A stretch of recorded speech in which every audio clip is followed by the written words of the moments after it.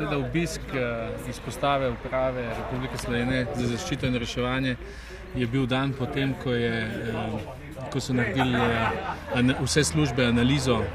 tega žleda in te naravne nesreče. Moram reči, da seveda sem že vnaprej vedel, glede na to, da je Gorenjska regija bila zelo dobro organizirana v tej naravni nesreči, da bo ugotovitev tak, ki sem jo tudi jaz imel, da je seveda bil odziv hiter in pravočasen od vseh. Moram reči, da seveda je pa to ena od teh analiz, ki smo jo obljubili, da bomo seveda po teh analizah, ki bojo prišli z terena, pogledali, ali sistemsko je še treba kaj rešiti glede seveda organiziranosti zaščite in reševanja v pogojih seveda take naravne nesreče. Jaz moram reči, še enkrat bi se rad zahvalil in pohvalil vse službe, ki so svoje delo upravljale odliko, in to sem seveda tudi povedal, naj po strukturi poveljevanja navzdol seveda pohvalijo vse svoje sodelavke in sodelavce glede tega. Kot veste, je tudi Vlada Republike Slovenije danes na svoji seji sprejela končno oceno škode na stvareh, ki je seveda ocenjena na 430 milijonov evrov. S tem je v bistvu sprožila dva mehanizma, notranji in pa zunanji. Notranji seveda gre za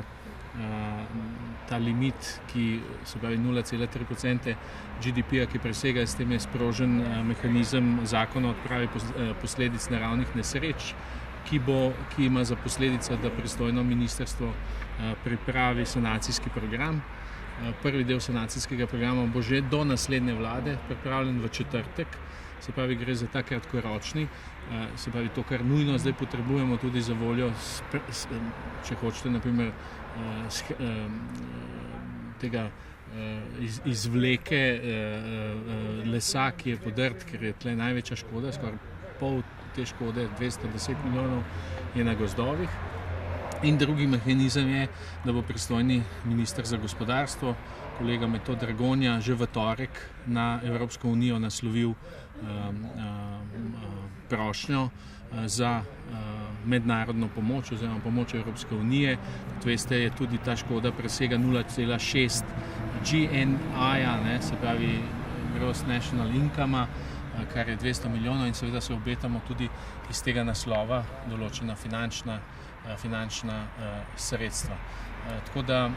kar se tega žleda tiče, je seveda ta sanacijski program bo večleten glede na škodo, ki je nastala.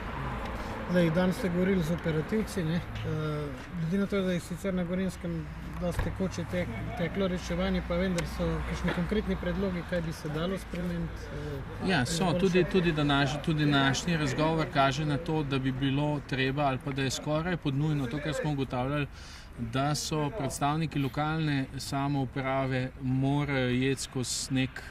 rečemo, bolj intenzivni tečaj ali pa izobraževanje glede reakcije in prave reakcije, ko pride do tovrstne naravne nesreče. Jaz se pravim, da čakam odzive tudi še iz drugih delov, predvsem z Postojnske in Pivške, kjer je bilo, rečemo, najhujši žled je prizadel, ampak predvidevam, da seveda poleg te diskusije, ki se zraven odvija, kako urediti status